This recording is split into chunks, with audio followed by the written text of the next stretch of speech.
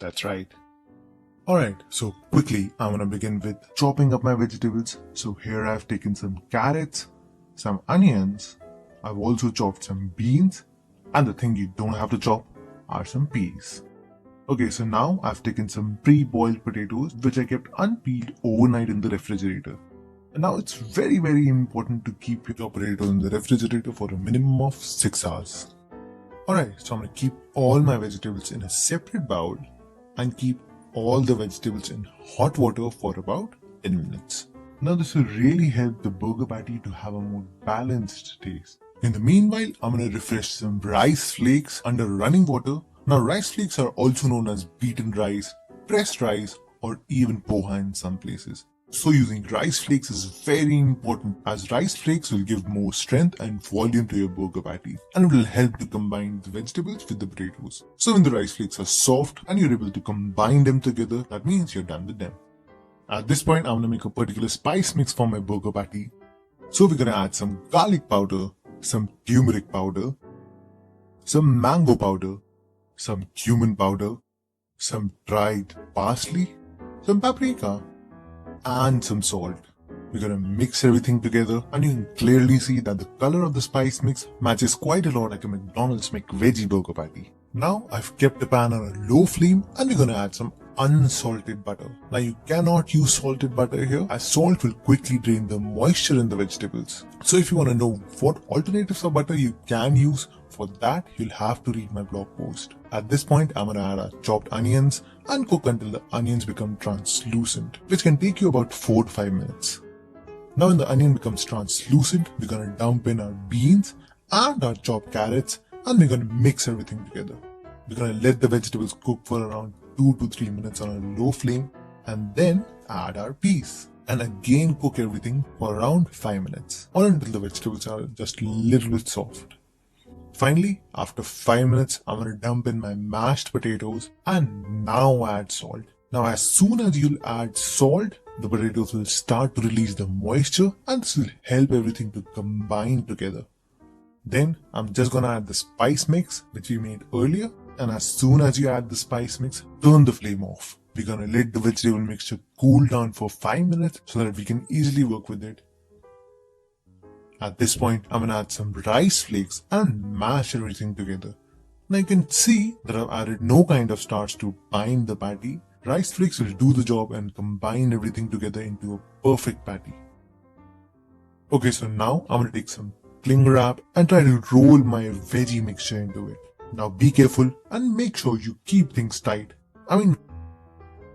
Then we're just gonna keep this massive veggie sausage in the freezer for a minimum of 15 minutes and maximum of 30 minutes. In the meanwhile, I'm gonna make a batter for my burger patty. So I'm gonna take some all-purpose flour, some cornstarch, and some yellow cornmeal. We're gonna add some salt for seasoning and mix everything together. At this point, I'm gonna add some ice cold water and whisk it into a thick batter. Now after whisking for 2 minutes, I'm gonna add some oil, then do some push-ups and whisk it as thoroughly as possible. So basically we want to incorporate certain amount of air into it. And if you're really very smart, you can simply use a machine. Alright, so I'm gonna take my massive veggie log out and cut it into thick pieces. Due to putting this veggie mixture into a freezer, the starch in the potatoes and the rice flakes will merge together and keep this patty intact. And if you're wondering that is keeping the veggie mixture in the freezer important? Well, yes, as it'll keep the core of the burger patty a little firm. And after taking the cling wrap out of the corners, you can easily squeeze them into the shape and size according to your burger buns.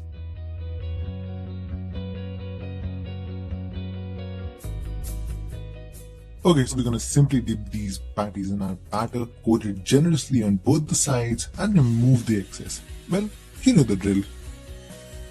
Then finally, just dump them in the breadcrumbs mixture, and if you simply fry them at 336 degrees Fahrenheit or 170 degrees centigrade, which is basically on a medium flame.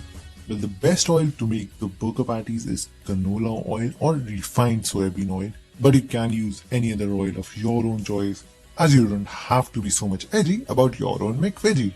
Now we're gonna fry them for 4 to 6 minutes on one side, then flip them, then again 4 to 6 minutes on the other side. But just make sure you don't flip these burger patties a lot. So we're gonna fry them until they're golden brown or until they look like this. And yes, I know it looks quite similar, but how does it look from the inside?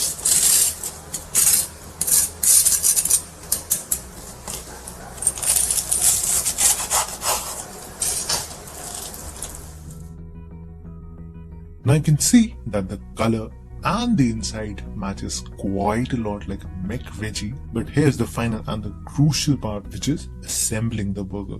So simply, I've taken a toasted sesame bun. So at the bottom comes the burger patty, and at the top bun, we're gonna add some 100% veg mayo. Now you know where to find the list of mayo that you can use. And in the end, I'm just gonna add some moisture barrier, which is chopped lettuce. But here's a little secret. You can also add some napa or some Chinese cabbage instead of lettuce. Yes, that's true. Now just flip the top part, and that's it. You're done.